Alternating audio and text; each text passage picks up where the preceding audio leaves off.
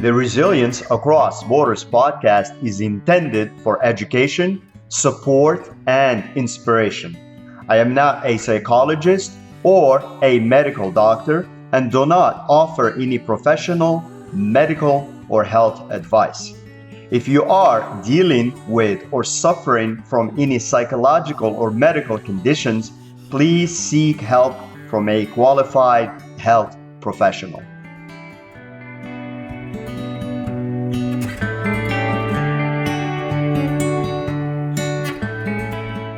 Hello and welcome back to Resilience Across Borders podcast. I'm your host, Rashid Zahidi, and author of the Emojim Journal, which is a guide and workbook to help you get clear and stay focused on your priorities and institute better habits. In today's episode, we will talk about how to reframe fear as fuel. This would be about psychological and somatic tools to turn anxiety into courage and turn it into momentum instead of something that stops us in our tracks. As we all know, fear is often misunderstood as a signal to stop. In reality, obviously when your life is not really threatened because there is real fear and there's perceived fear, and most of what we go through is just perceived fear. So in reality, it's more accurately a signal that something meaningful is at stake. So the people who build, create, lead, and evolve aren't fearless. They have simply learned how to work with fear instead of against it. So reframing fear as fuel is not about suppressing it. It's about interpreting it correctly, regulating it physically, and channeling it productively. So as always, as we like to do here are some powerful psychological and somatic tools to help us do exactly that. So number one is to redefine fear as activation, not danger. At a physiological level, fear and excitement are nearly identical. Increased heart rate, heightened alertness, adrenaline release. The difference lies in interpretation. So instead of thinking, I am nervous, something is wrong, we can reframe that as, my body is preparing me to perform. So for instance, one of the common ones is public speaking. So before a presentation, instead of trying to calm down completely, you can say to yourself, this energy is helping me focus and show up strong. This shifts your nervous system from resistance to cooperation. In other words, you're reminding yourself, I'm not afraid, I'm excited. This is excitement. So another one, say, okay, business risk. When launching, say, a new offer or endeavor or course, recognize the fear as evidence that it matters. Use it as a signal that you're stepping into growth territory. Because obviously, if you don't, one of the fears is like, oh, you know what people are going to say, I'm going to be ridiculed, am I going to be made fun of, etc., etc. But typically that's all in our head. And even if there is a little bit of that, say from trolls or whatnot, there is a saying out there. It's like, if you don't want to be criticized, say nothing, do nothing, and be nothing. So you kind of have to step out into the arena, right? If you want to do anything significant. And anyways, number two is to use cognitive reframing to change the narrative. So fear is often driven by catastrophic thinking, the mind projecting worst case scenarios. Again, our mind is mostly concerned about our survival. So sometimes that's kind of what it does. It just like thinks of all the worst case scenarios.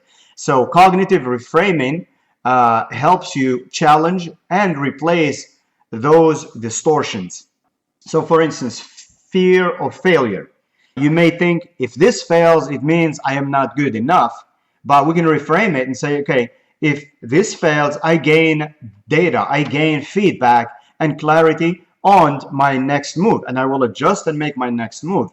Or say fear of rejection, which paralyzes into doing nothing, whether it has to do with sales or whether it has to do with asking for what we want or meeting our future partner or whatever it is. So if you're always afraid of rejection, you will never try. And when we don't try, you don't get anywhere. So the original thought may say, okay, they may say no.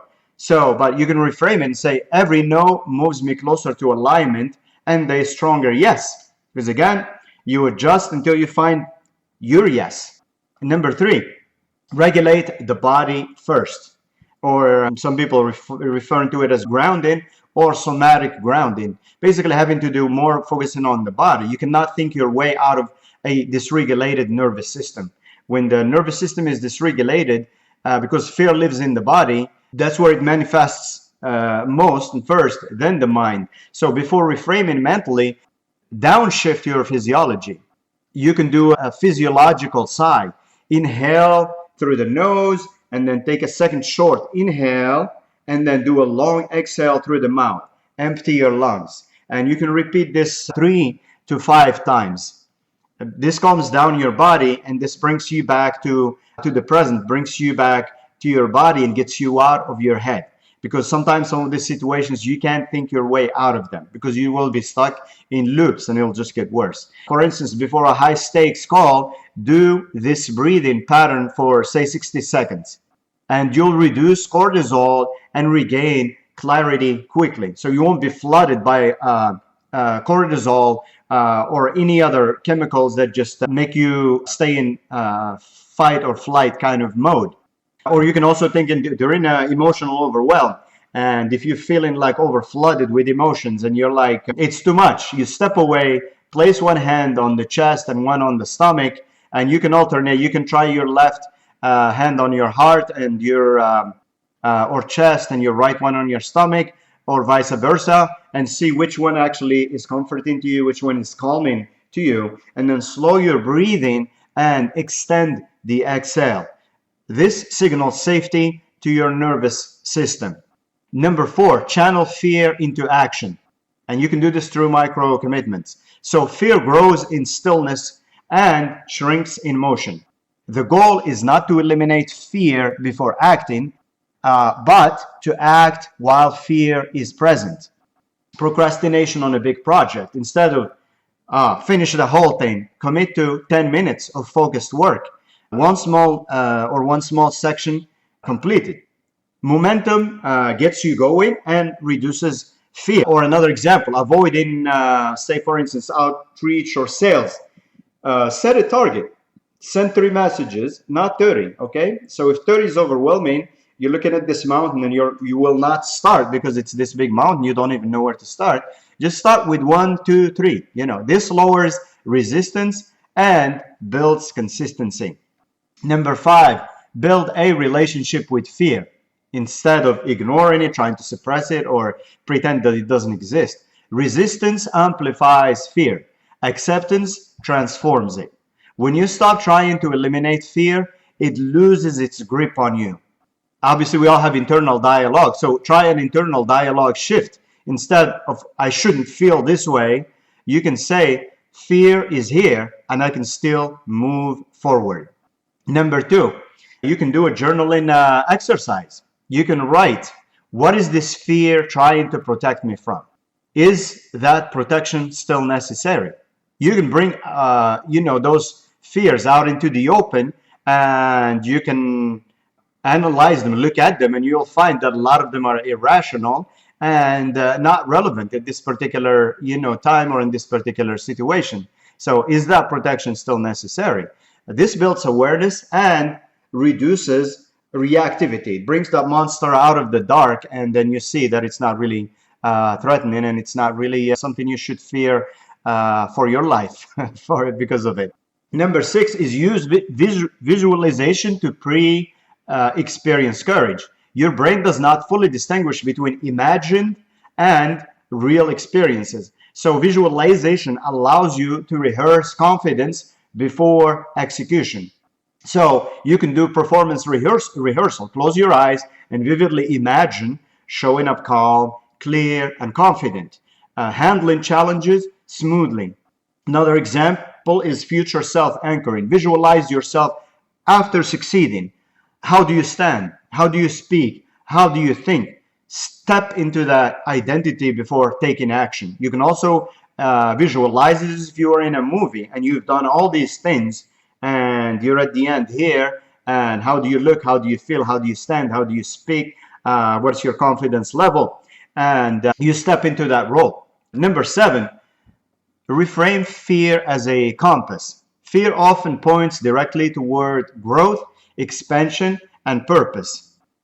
It's usually like a sign that you are stepping out of your comfort zone, you're challenging yourself because you want bigger results. So instead of asking, how do I avoid this? You can ask, what is this trying to move me towards? So for instance, a career transition. Fear may indicate live in comfort and enter in alignment. You may convince yourself that it's the safest to stay where you are when you know that you don't want to be there anymore and you need a change. You need to find something better. You need to move something better, or you need to get aligned with your values or with your goals and your aspirations.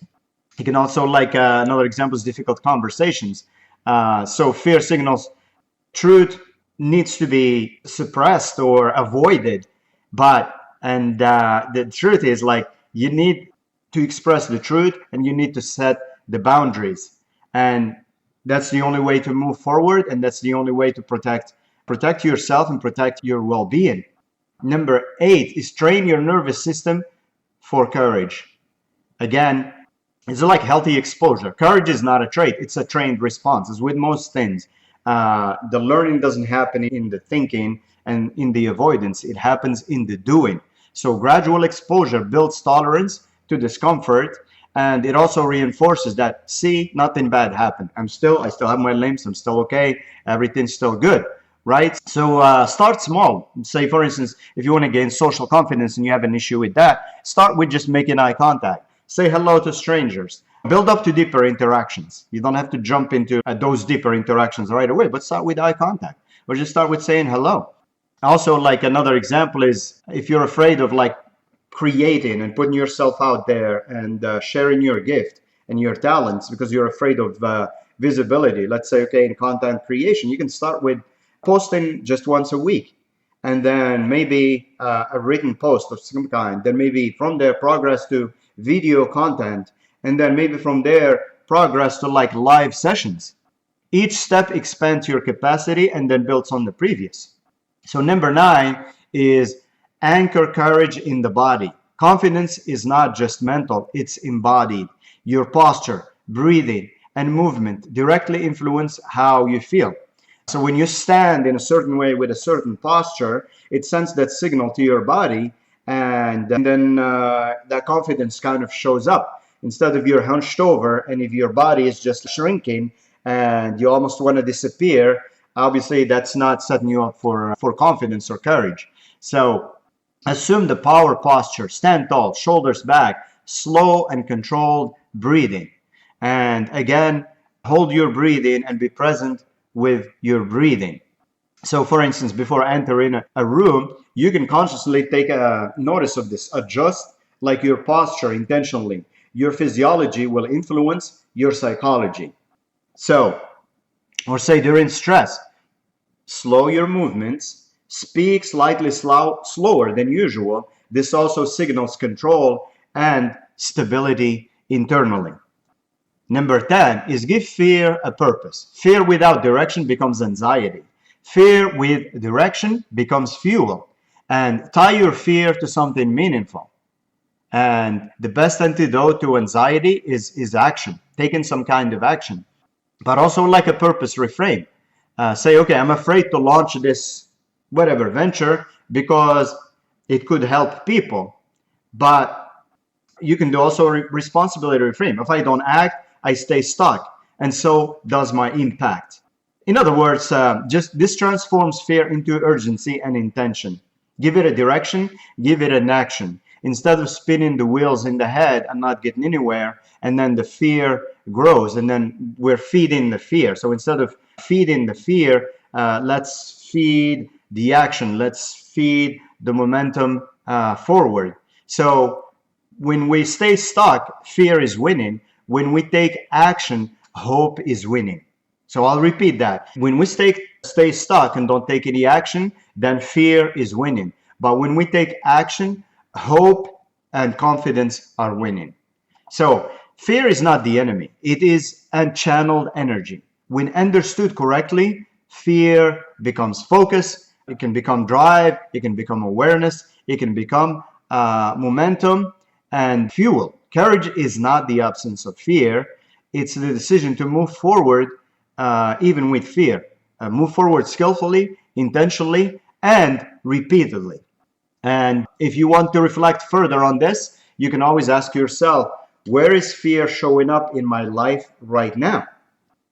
Or what might I be trying to move toward, not away from? Or what is one small action I can take today, even with the fear present? So as always, thank you for tuning into the Resilience Across Borders podcast. Please share the podcast. Please review it. Please follow the blog at resilience.com. Follow the social media posts. And remember to be kind to yourself and be kind to others and stay resilient.